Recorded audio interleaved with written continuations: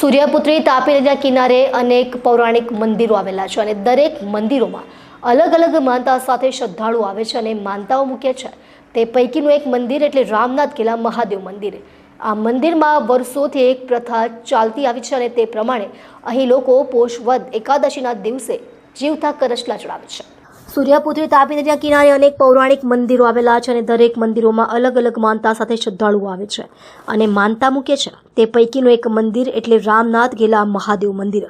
આ મંદિરમાં વર્ષોથી એક પ્રથા ચાલતી આવી છે અને તે પ્રમાણે અહીં લોકો પોષ વદ એકાદશીના દિવસે જીવતા કરચલા ચડાવે છે।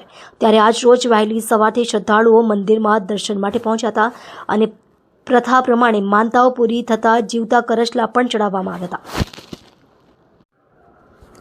આ મંદિરમાં કરચલા ચડાવવા પાછળની માન્યતા એવી છે કે ભગવાન રામે 14 વર્ષના વનવાસ દરમિયાન અહીં આશ્રય લીધો હતો અને શિવલિંગની સ્થાપના કરી હતી। ભગવાન રામે રાજા દશરથનું શ્રાદ્ધ પણ અહીં કરવાની ઈચ્છા ધરાવી હતી, પરંતુ બ્રાહ્મણ નહીં હોવાને કારણે તેઓ નિરાશ થયા હતા અને તે દરમિયાન સમુદ્રદેવને ભગવાન રામ અહીં હોવાની જાણ થઈ હતી અને તેઓ અહીં ભગવાનને જોવા પ્રગટ થયા હતા।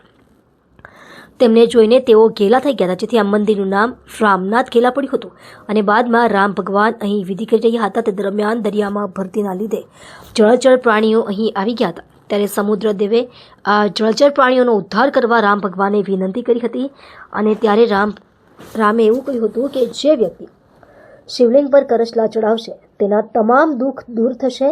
ત્યારથી રામનાથ કિલ્લા મંદિર કરચલા ચડાવવાની પ્રથા ચાલતી આવી છે।